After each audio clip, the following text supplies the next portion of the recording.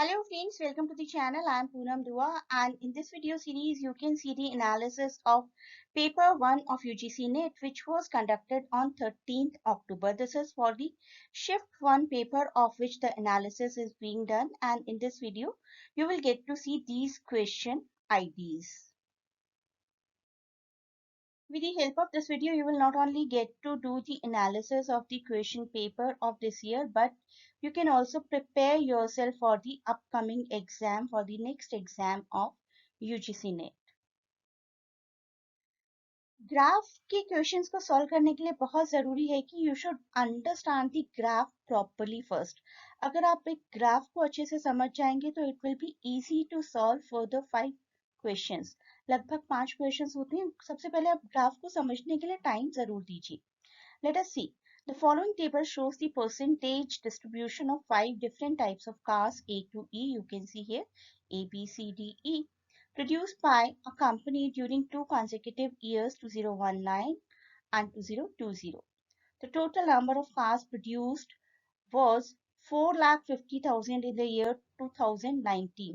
तो कहीं पर आप मेंशन कर लीजिए 4,50,000 in the year 2019 and 5,20,000 in the year 2020. तो ग्राफ को आप अच्छे से समझेंगे ना तो आपको फिगर्स ही इतने अच्छे से याद हो जाएंगी. बार बार आपको क्वेश्चन में ग्राफ को ज्यादा एनालाइज करने की जरूरत नहीं पड़ेगी.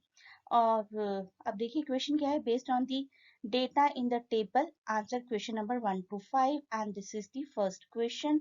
What was the difference in the production of number of type C car between 2019 and 2020? अब टाइप सी कार को हम लोग देखना शुरू करते हैं. अब टाइप सी कार देखिए आप, टोटल का 30% है. टोटल था हमारा 4,50,000, इसका 30% है. एंड 2020 का टोटल प्रोडक्शन है 5,20,000 और अब इसका हमें 25% निकालना होगा. So you need to count the percentage. 4,50,000, सबसे पहले इसको देखते हैं. 4,50,000 का 30% क्या होगा? That will be into 30 upon 100. अगर आप इसको सॉल्व करेंगे तो you will get the answer 1,35,000. Right. And for this 25% आपको किसका 25% निकालना है? 5,20,000 का. 5,20,000 का 25% भी इंटू 25 अपॉन 100. तो आप इसको अगर सॉल्व करेंगे तो you will get 1,30,000. Now the question is you need to find out the difference based on the table. Question 1 to 5 हमें करने थे. And the question is what was the difference in the production of the number of type C cars between this and this. So this is 1,35,000 minus 1,30,000, that is equal to 5,000. हमारा option A, option 1 will be the right answer. अब तक आप लोगों को graph के figures बहुत अच्छे से याद हो चुकी होंगी. Late us see the next question. If 85% of type E cars produced during 2019 and 2020 together are sold by the company, then how many type E cars are left unsold? तो सबसे पहले तो आपको देखना है कि टाइप E कार के total numbers produce कितने हुए. ये आपको फिगर याद होगी 4,50,000 and this figure total was 5,20,000. सो 4,50,000 अगर आप इसका 20% निकालेंगे तो it will give you the figure 90,000.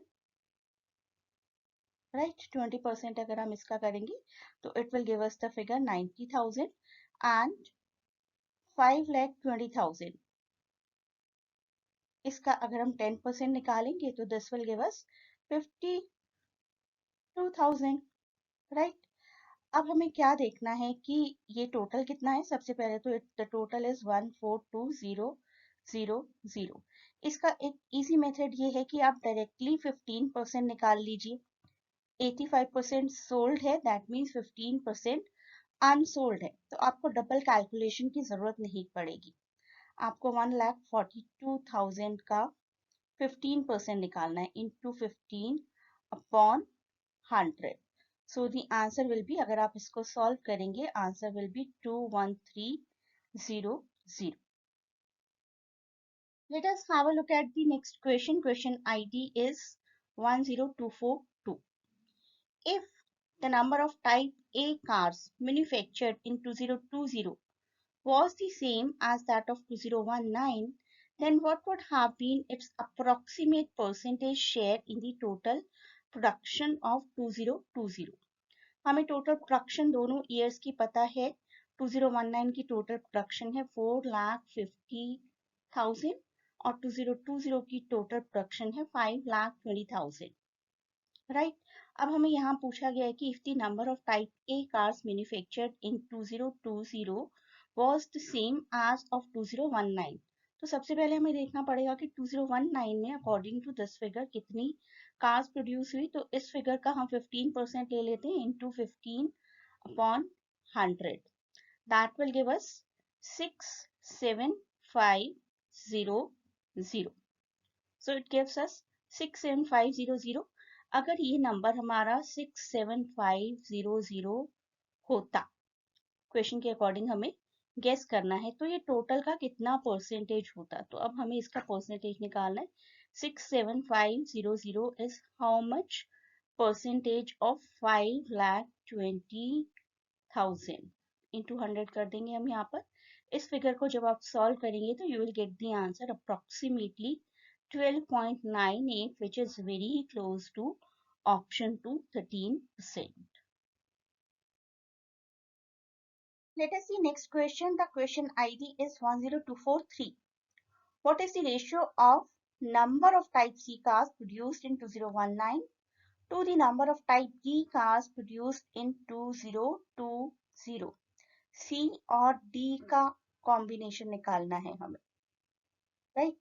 Number of cars C in 2019, that is 30% of the total, 4,50,000. 4,50,000 का 30% होगा 1,35,000 and 5,20,000 का 25% होगा 1,30,000. अब हमें इनका आपस में रेशियो देखना है. तो पहले सारे जीरोस को कट कर देते हैं और फिर हमारे पास फिगर बचेगी 135 रेशियो 130. अब एक कॉमन नंबर देखिए आप किससे ये दोनों फिगर्स डिवाइड हो सकती है. The number is 5. 5 से जब हम 135 और 130 दोनों को डिवाइड करेंगे तो final ratio it will give to us 27:26. And the final question for this graph, question ID 10244. If the percentage production of type B cars in 2020 was the same as that of 2019, then what would have been the number of type B cars produced in 2020? तो type B cars को देखते हैं पहले. Type B car की percentage 2019 में है 25% और 2020 में है 30%. लेकिन ये कह रहे हैं कि अगर ये परसेंटेज सेम होती, यहाँ भी 25% ही होता, तो कितनी कार्स प्रोड्यूस हुई होती 2020 में of type B. Total type B I think आप सबको याद हो चुका है अभी तक 5,20,000. राइट.